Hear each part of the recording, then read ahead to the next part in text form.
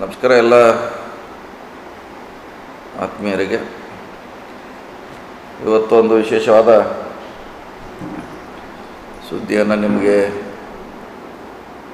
ಮುಟ್ಟಿಸ್ಬೇಕಂತ ಇವತ್ತು ಈ ವಿಡಿಯೋ ಮೂಲಕ ತಮ್ಮನ್ನು ಸಂಪರ್ಕಿಸಲಿಕ್ಕೆ ಪ್ರಯತ್ನ ಮಾಡ್ತಾಯಿದ್ದೀನಿ.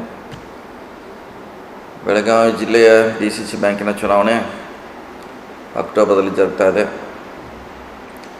ಆ ಚುನಾವಣೆಯಲ್ಲಿ ಸಾಕಷ್ಟು ಕಡೆ ವಿರೋಧ ಆಗ್ತಾಯಿದೆ, ಕೆಲವು ಕಡೆ ಸ್ಪರ್ಧೆ ಆಗ್ತಾಯಿದೆ. ಮತ್ತು ಇದು ಈಗ ನಾನು ಹೇಳಿದಂತೆ ಇದು ಯಾವುದೇ ರಾಜಕೀಯ ಪಕ್ಷದ ಮೇಲೆ ಚುನಾವಣೆ ಆಗುವಂಥ ಚುನಾವಣೆ ಅಲ್ಲ. ಸೊ ರೈತರ ಹಿತದೃಷ್ಟಿಯಿಂದ ಮತ್ತು ಜಿಲ್ಲೆ ಹಿತದೃಷ್ಟಿಯಿಂದ ಚುನಾವಣೆ ಆಗ್ತಾಯಿದೆ. ಕೆಲವು ಕಡೆ ವಿರೋಧ ಆಗ್ತಾಯಿದೆ, ಕೆಲವು ಕಡೆ ಚುನಾವಣೆ ಆಗ್ತಾಯಿದೆ, ಈಗಾಗಲೇ ಹೇಳಿದ್ದೀನಿ. ಸೊ ಒಂದು ಮಹತ್ವದ ಬೆಳವಣಿಗೆಯಲ್ಲಿ ಖಾನಾಪುರದಿಂದ ಚನ್ನರಾಜ ಹಟ್ಟಿಯೊಳ ಸ್ಪರ್ಧೆ ಮಾಡಲಿಕ್ಕೆ ಕಳೆದ 4-5 ತಿಂಗಳಿಂದ ಪ್ರಯತ್ನ ಮಾಡಿದರು. ಸಾಕಷ್ಟು PKP ಸೊಸೈಟಿಗಳಿಗೆ ಅವರು ಸಂಪರ್ಕ ಮಾಡಿದರು, ಅದನ್ನು ಬೆಂಬಲ ಕೂಡ ಪಡೀಲಿಕ್ಕೆ ಯಶಸ್ವಿ ಆಗಿದ್ದರು. ಆದರೆ ಜಿಲ್ಲೆಯ ರಾಜಕಾರಣಿ ಮತ್ತು ರಾಜಕೀಯದ ದೃಷ್ಟಿಯಿಂದ ಅವರ ಸ್ಪರ್ಧೆಯನ್ನೇ ನಾವು ಹಿಂದಕ್ಕೆ ಪಡಿತಾ ಇದ್ದೀವಿ.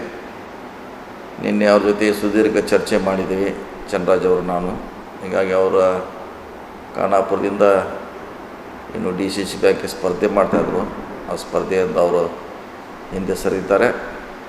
ಮತ್ತು ಇದ್ರ ಬಗ್ಗೆ ವಿವರವಾಗಿ ನಂತರ ಯಾಕೆ ಸರಿಲಿಕ್ಕೆ ಕಾರಣಗಳೇನು ಅನ್ನೋದನ್ನು ಮುಂದಿನ ದಿನಗಳಲ್ಲಿ ಅದನ್ನು ಸಂಪೂರ್ಣವಾಗಿ ಹೇಳುವಂಥ ಪ್ರಯತ್ನ ಮಾಡ್ತೀನಿ. ಎಲ್ಲರಿಗೂ ನಮಸ್ಕಾರ.